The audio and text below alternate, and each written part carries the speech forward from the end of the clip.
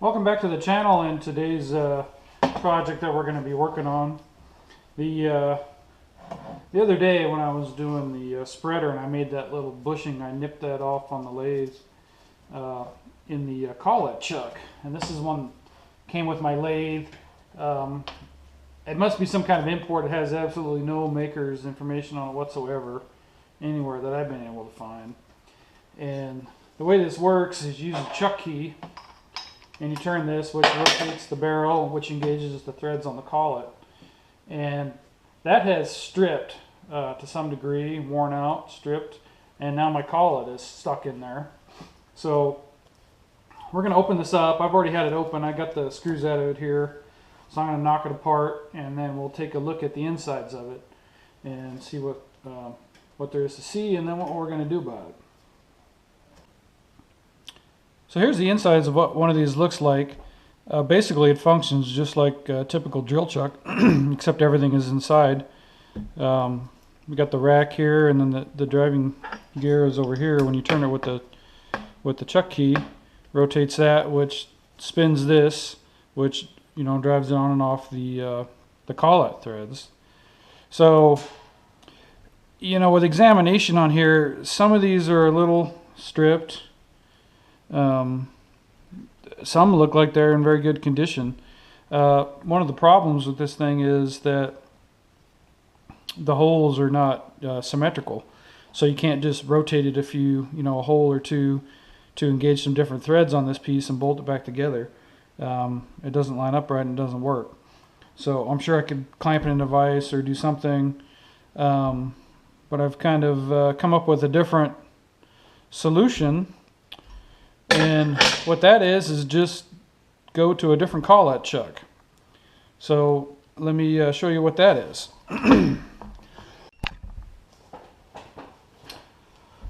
So a while ago I had picked up these two Hardinge, I'm not even, this is Sjogren, I think is how you pronounce it, Hardinge Sjogren chucks, at a local auction. The two of them were on a lot together. And I really, relative to what they typically go for on eBay, didn't pay that much for them. This one's a number 1 with a 2J, takes 2J collets. And this one is a number 5C X, so it takes 5C collets. So wonderful, right? I can use this one on my lathe. Well, the problem is this one is a D1-6 back. And my lathe happens to be a D1-4. Now this one is a plain back where you can make your own adapter to it pretty easy. Problem is this uses 3 bolts. This uses 4 through the face to hold this back on. And while this will fit on there, and these hardened pins that line up with the little gears inside line up and everything, the bolts don't line up to fasten this back to this chuck. So my original plan was to sell these on eBay, get some money, buy a 5C version of this with the D1-4 back. And I've been kind of dragging my feet and hemming and hawing and just kind of watching, and nothing's really ever showed up. So I guess it's good for me, because since my other collet chuck died, I have this to work with.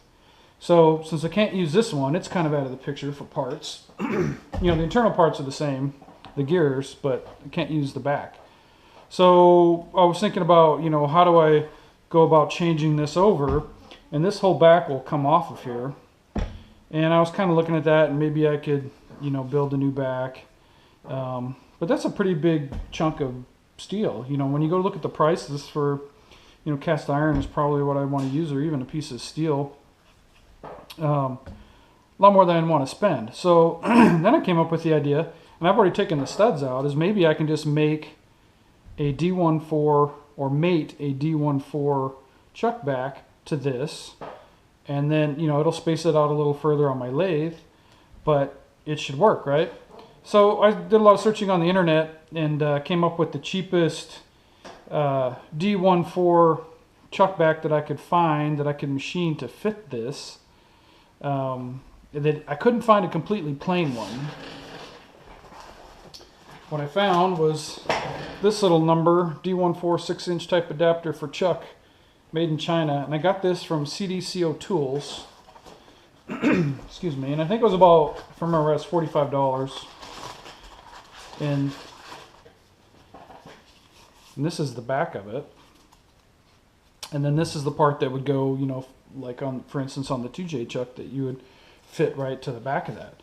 However, it's going to need to fit the D1-6 back with this taper, and then once it's mated, I'll just use probably these holes because it looks like they have enough, they're centered enough to have enough meat in them, and I'll just drill and tap into the back. So first thing we do is put the studs in here, mount this up to my lathe, and start facing this off to the diameter that we need, and then looking at setting up to cut the taper, which is going to be the trickiest part of this whole thing.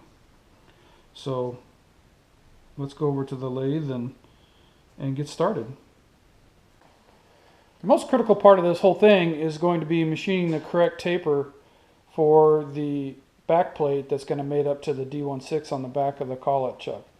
Now, Tom Lipton over at Ox Tools has a 4-part video series on various ways of machining short machine tapers, you know, how to correctly set your compound and everything. So the most accurate method he determined was the use of a sign bar on the side of your compound.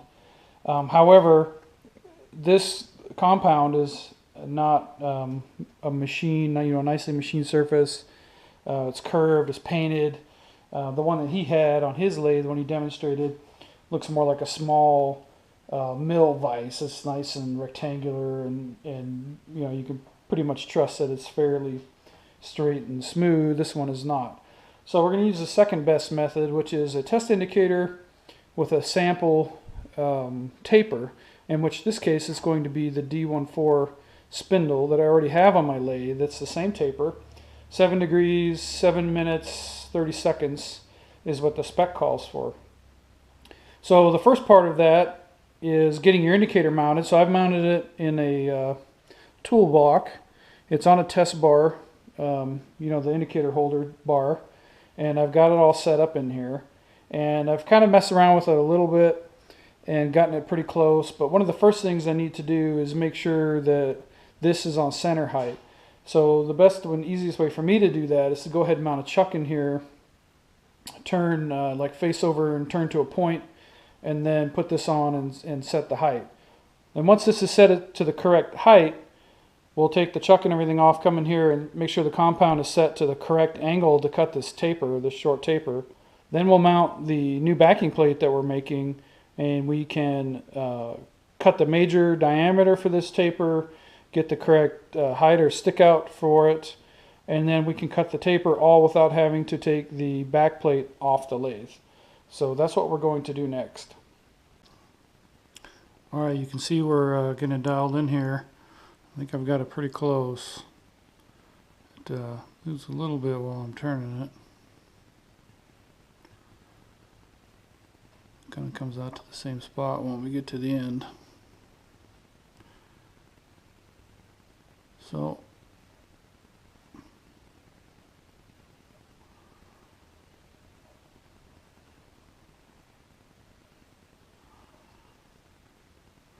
I think I'm going to call that good. I'm going to try tightening down, double check it, and then hopefully that's good for the angle.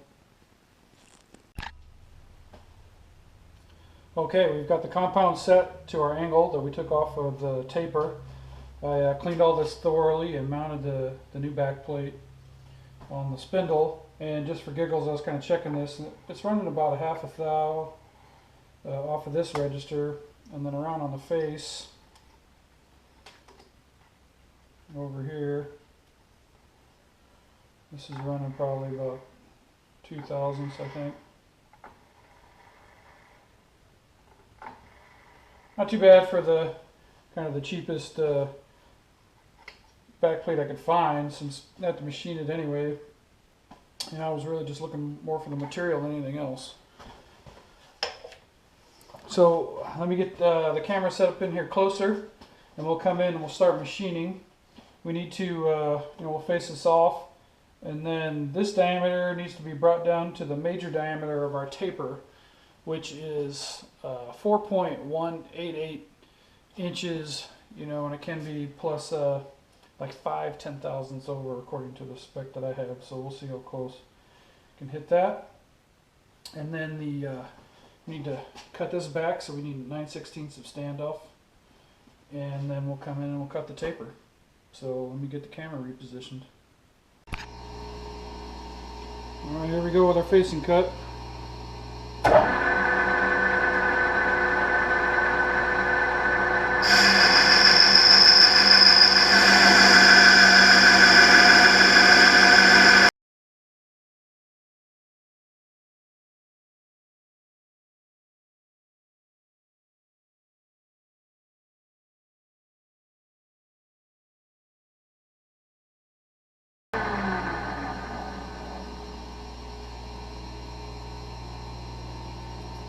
Not the smoothest finish, but not bad.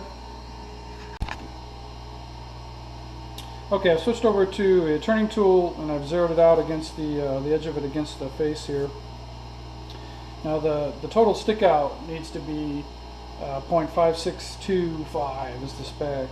So what I'm going to do is move over about probably 550, and I'll turn all of that, and then we'll face it till we get our final dimension. So it's 1, 2, 3, 4, 5, and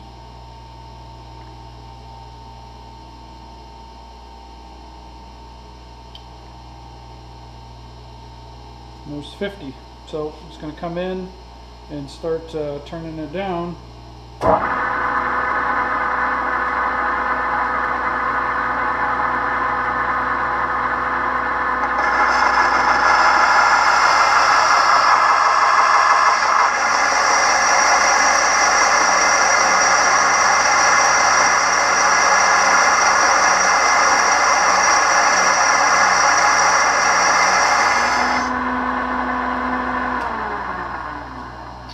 Well, you can tell that was a pretty heavy cut for my lathe and my cast iron.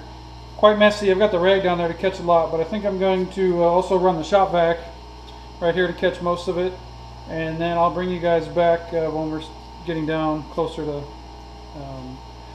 turning in for once I get down to the shoulder, and then we still have to turn it in even more to get to our final major diameter for the taper. So I'll bring you back.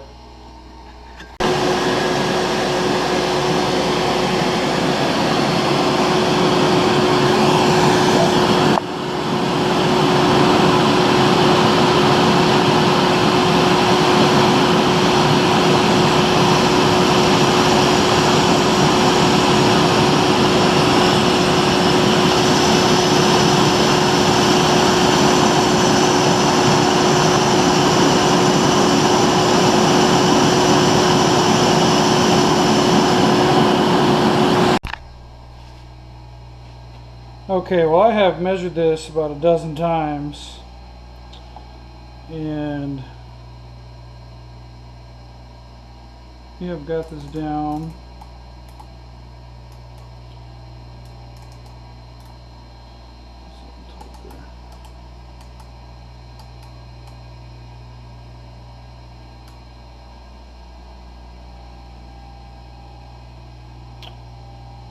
We're supposed to be at 4188 with possibly 5/10 over, and we are at 488 and 6/10 over. So I'm calling that good. I'm not going to try and chase a 10th. So I've already machined it all down to our major diameter for our taper. Face this off and face this out to give us nice surfaces there and set the height. So the only thing we really have left is to cut the taper, and also there's a relief groove on the D1-4 adapter for my lathe there, the spindle. So I'm going to come in here with the tool I have set up now and just cut a little relief groove out from that corner, and then get set up, cut the taper. Alright, well here we are. Got all the turning done on our back plate. Got the taper cut. Somewhere in there I realized I forgot to turn the camera back on, but I got the taper cut. Fit is very nice. It's nice and solid. And no rock, no movement, no nothing. It's solid, so we're good to go. I think we'll move on to the next phase, which is drill the holes and bolt it together. So I've been chasing this all night, kind of messing around with this project. So it's getting late. It's time to go to bed, and I'll pick this up another day. Okay, we're back working on the D1-4 to D1-6 adapter plate for a new collet chuck for my lathe, or a new to me collet chuck. You might notice a couple things here new in the shop. I finally broke down and got myself a toolbox. There was an estate sale the other day, and I got a decent deal on it.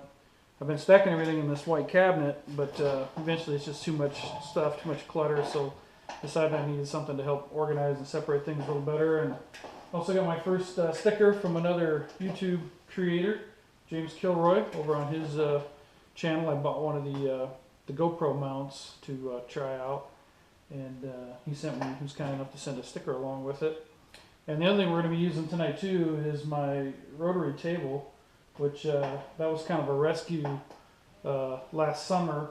I got that at an auction. It was been pretty neglected and rusted up, and I had cleaned it all up, and it's good enough to use for what we're going to do tonight, which is it's time to put the bolt holes in our back plate to the back of the chuck. Now the way it works out, the existing hole pattern that I was planning on using, that were already in the back plate, we're not going to be able to use, and that's because they're too far out. And hopefully this shows up well on camera, but you can see the steps down quite a bit smaller. And to get enough deep of a hole, to get enough meat for those bolts to hold, it would break out on that diameter. And I don't want that to happen. So I'm going to come in and drill a smaller bolt pattern, so that we can mount that and get into a much meatier part of the chuck as well. And trying to avoid these features, the other holes and these pins and stuff that are on the other side of the back plate, the inside of it. And then I bought myself one of these piloted reamers. We're going to give that a try to create the countersinks for the cap screws that we're going to use to mount these two together. So we need to go over to the mill, get the table centered, and then mount this to the table, get it centered, and then I'm going to use a 5 1/4 bolt pattern. So we'll move out, and I've got one mark made. I'm just going to go in between with 3-hole pattern in between the existing 3-hole pattern, just a little bit further in. So that's about where we need to be. And that's just to help check me when I get it set up over there. But we'll get that set up and we'll start drilling the holes. Okay, time to dial in the table. I'm going to use my coaxial indicator.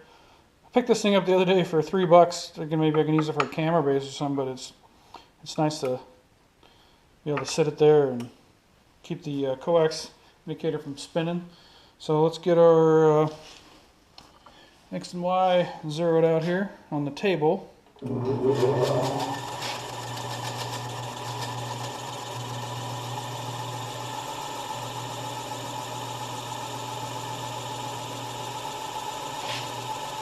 Like I was already pretty close on the Y, or the X, I mean.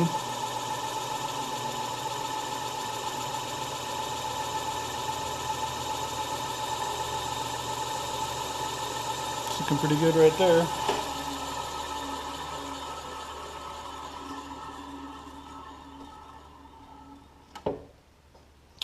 Now we need to mount our back plate to it and get it centered on here. And that way, when the table turns, you know, they're turning perfectly and not in some weird fashion. So let me get that set up and we'll zero that one in. Okay, I've got this sort of mounted on here, and then we need to zero it by moving it around by hand. and then try to tighten all the bolts and everything without losing our zero. So here goes nothing.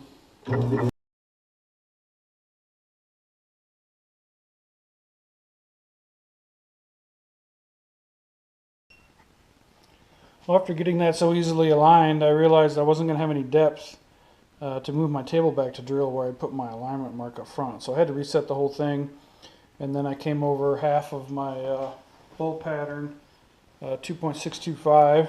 So we're going to be right over here where I have my mark, and we'll drill our 3 holes. So let's get started.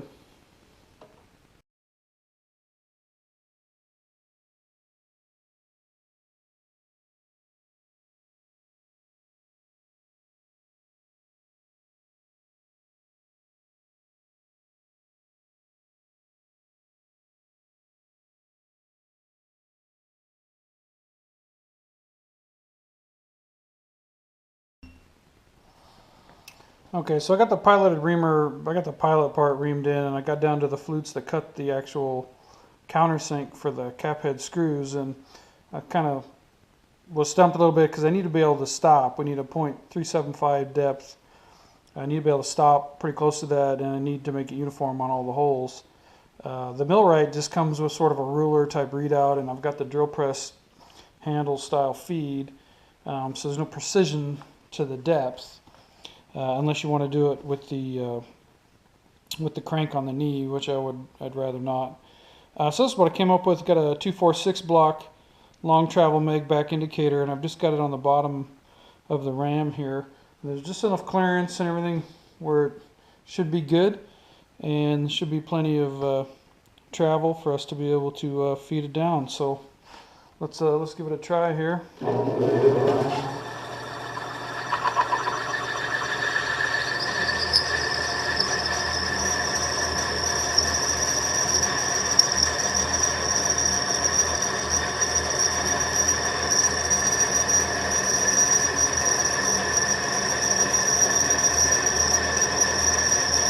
One.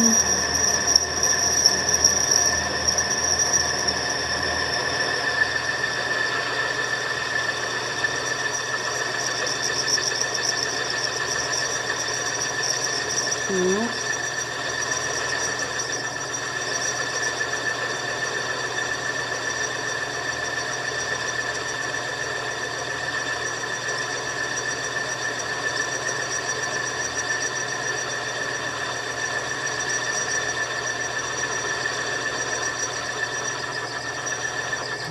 Three. I just want to double check my figures real quick. Yeah, it's 375, so we need to go another 75.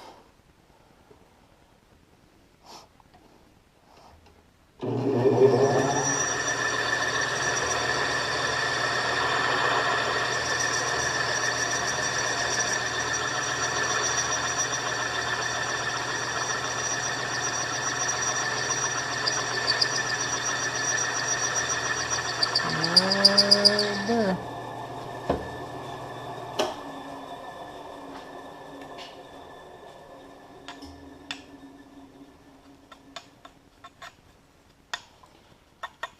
Looks good from where I'm sitting.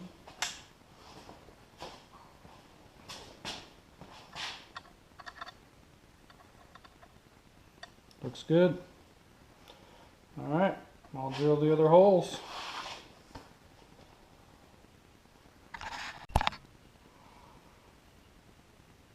Not sure how well you can see this here on camera, but moving to the position of the next hole. Just need to unlock the table and move to 120.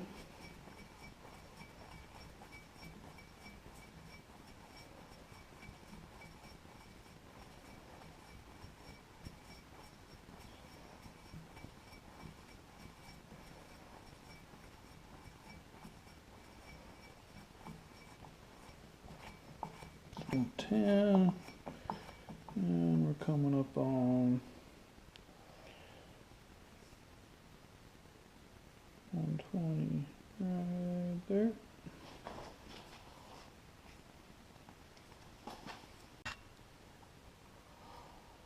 Okay, spotted our next hole, looks good. I'll finish drilling them, getting them reamed and counterbored, and then we'll meet back at the table when it's time to transfer the holes to the existing backplate, the D1-6 backplate, and then we'll come back and we'll drill and tap those, and we'll be ready for assembly. Okay, guys, we're back over at the bench. Got the holes drilled. That counterbore for countersetting or countersinking the cap screws really did a nice job on the holes. That was really nice. I don't know if you guys can. I'm using a different camera, so I'm not sure how well you guys can see all the detail. But I've got an alignment marked out here that should allow us to drill those holes and not interfere with any of the other features, the pins, the hardened pins, as well as the holes for the faceplate that holds the whole chuck together has 4 bolts in it. So we should miss all of that stuff. So right now I'm just going to transfer punch the holes. We'll go drill them, thread them, and put her all together and put it on the lathe and check it out. So let's get started.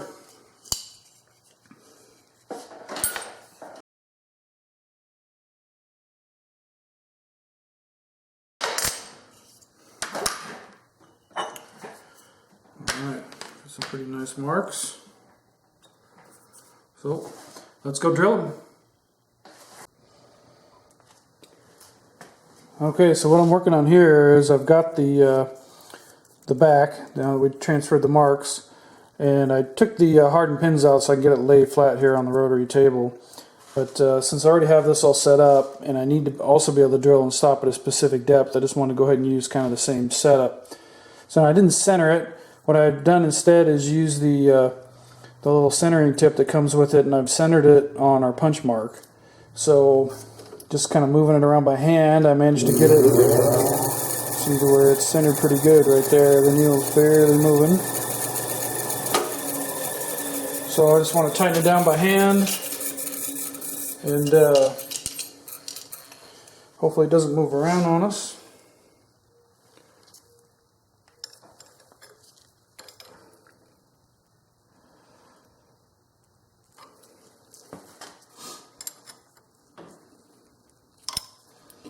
Get it tight enough to drill is all I need.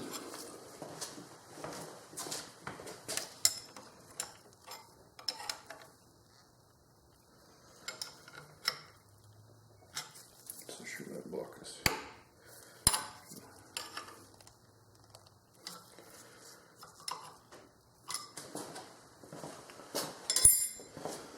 Let's see if we're still on our mark. Yep. Alright, I'm just going to spot this just enough to help us get started.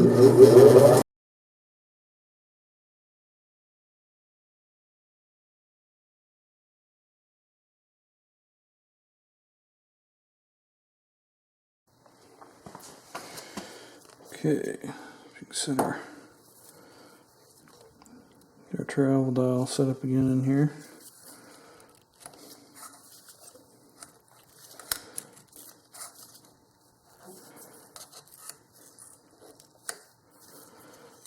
I brought the drill bit right down to the surface,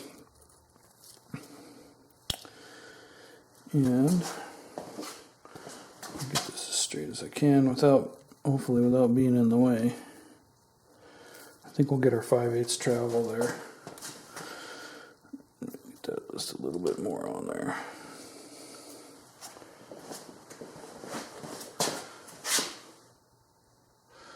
I don't know, I think it's going to be close here. I would like to keep this as straight as possible. So let's give it a go. So we're going to go 5/8, which is 0.625. We'll zero this out.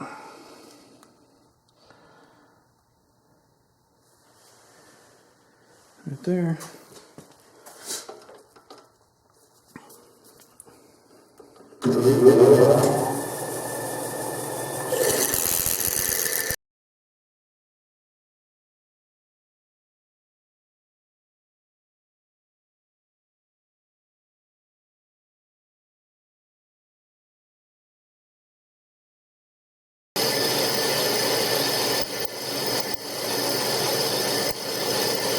Six.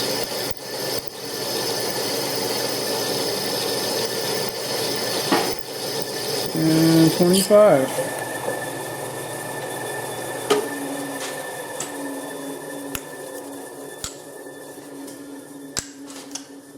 Let me grab the air hose.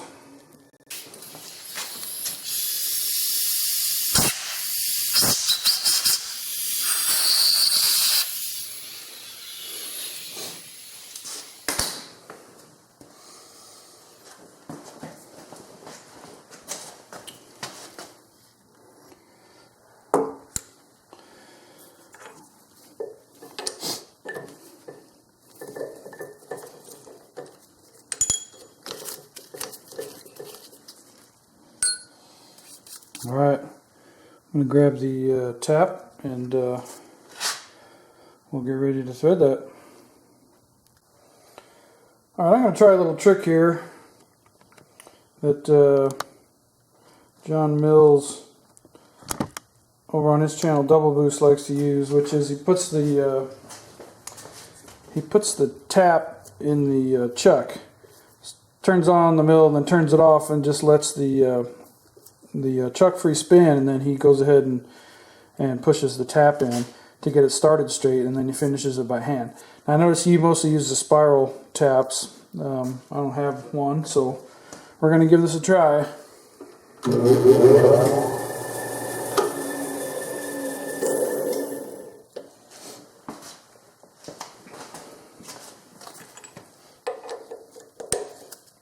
Felt like it started pretty nice, actually.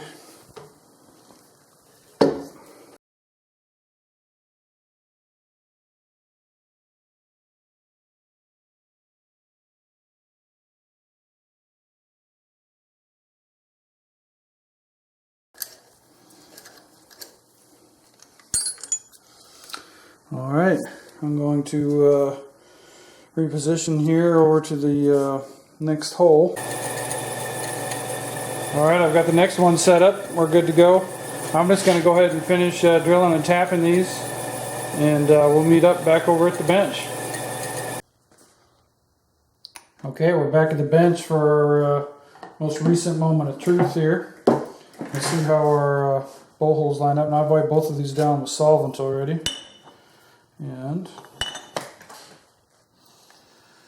looking good, looking good. See if our screws go in. That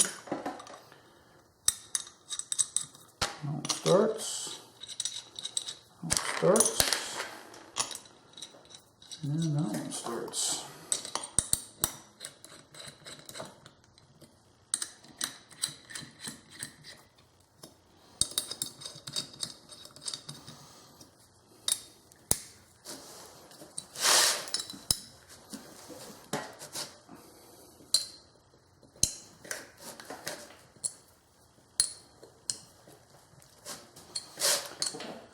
I'll probably come back and throw some Loctite on these and torque them down like they're supposed to be torqued. But looks very good. Very, very nice. Nice, and they're all below the surface. Everything lined up really good, threads well. So I'm going to go ahead and put the chuck back together. And I'll probably do, it needs to be cleaned and serviced. So I'll probably do a little, maybe a short little video on that, separate from this one, on just, you know, what the internals look like and cleaning it up and greasing it and reassembling it. But right now, I just want to know what we all want to know is put the chuck back together and then see what the total run out is over on the lathe. So let me get this assembled. We'll head over to the lathe and we'll check it out.